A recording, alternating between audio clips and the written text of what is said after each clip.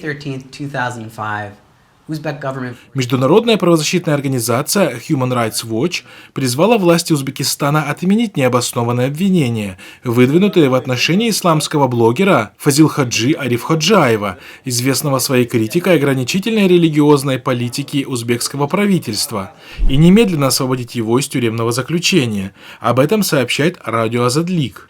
28 июня этого года Фазилходжа Арифходжаев был арестован на 15 суток по обвинению в мелком хулиганстве.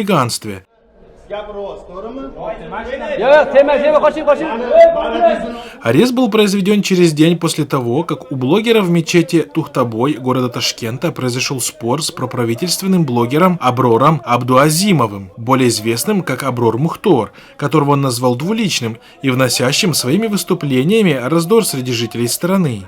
После истечения срока административного ареста, вместо того, чтобы его освободить, на него возбудили уголовное дело, инкриминировав ему распространение в средствах массовой информации, сетях коммуникаций или интернете материалов, представляющих угрозу общественному порядку или безопасности. Поводом для преследования стал пост в Facebook от 6 марта, в котором Арифходжаев обсуждал, уместно ли мусульманину поздравлять немусульман с их религиозными праздниками. Нетрудно понять, что дело Арифходжаева никак не связано с угрозой общественной безопасности, и на самом деле это дело связано с желанием узбекских властей заглушить голос критика правительства, говорит старший исследователь HRW по Центральной Азии Мира Ритман.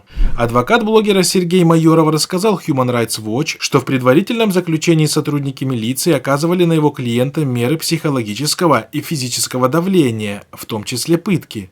В конце сентября полиция приковала Арифходжаева наручниками к трубе и заставила его сидеть в стрессовой позе почти 12 часов, причиняя ему мучительную боль, сказал Майоров.